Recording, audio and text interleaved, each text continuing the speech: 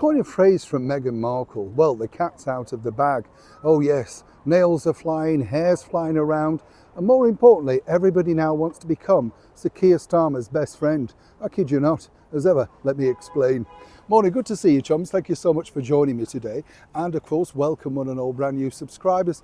It's a funny do, isn't it, politics? You know, because when you think only last week we had the likes of Angela Rayner still sitting in some kind of power over in Downing Street, and she was going to be the person that was going to revitalise housing. But looking at the figures, she hasn't really done anything other than many people suggest line her own pockets, again, allegedly. But what truly came out about Red Angela was, well, she liked the high life, you know, dining at Scott's restaurants, and more importantly, living in a beautiful Grace and Favour apartment at Admiralty House. All of that's gone now, along with the £68,000 a year vanity photographer. I'm not quite sure whether he captured this moment, but then again, you would think perhaps not necessarily worth all of that money. But here's where it gets really interesting, because now there are many people looking to become the deputy leader, you know, of the Labour Party, sitting alongside Keir, making those important decisions that clearly Keir and Angela didn't bother making because she wouldn't get in the mess if she'd have asked him, who's allegedly a lawyer, a human rights lawyer, so possibly not necessarily full versed on the, well, what to do in purchasing a house. You get the picture. But moving forward, everybody's coming out of the woodwork, you know. It's interesting to see all of these. No, we're all part of unity. We're all working together. Suddenly, oh yes, cat's claws come flying out. Emily Thornberry, remember her? She was the woman who mocked people for simply having a flag flying and being patriotic. That's Emily for you. Met her. I'll just leave it there. Bridget Phillipson, met her, the education minister. Suddenly she's desperately wanting to move into that direction. Lucy Powell last week was let go, but suddenly now she fancies the job, all clinging on to the very lucrative gravy train.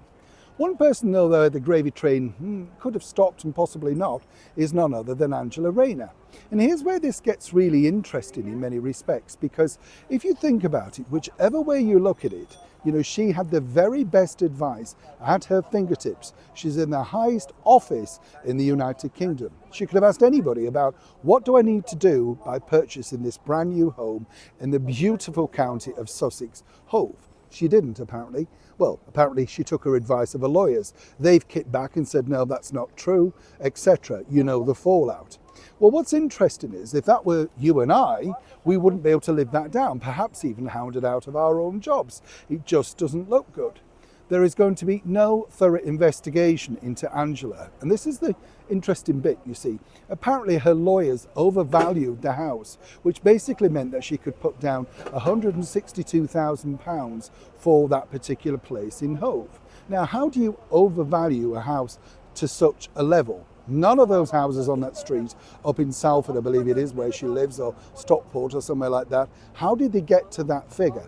Surely that's worth knowing. And now, is it not fair to the other people to be able to sell their houses in the same remit? No.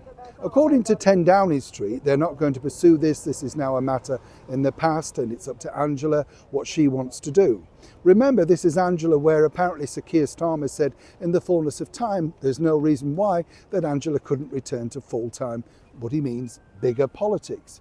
So again, it just goes to show, doesn't it? If you do something wrong, and basically you say something wrong, it doesn't matter for long in the world of politics. Surely you should be disgraced. As I pointed out the other day, Angela's looking at options for things like book deals, documentaries, all sorts of stuff, to see whether her story could be lucrative enough to see her through the next maybe 3 years. She knows that there really isn't going to be a return under this particular government, and in particular under the tutelage and direction of Sir Keir Starmer.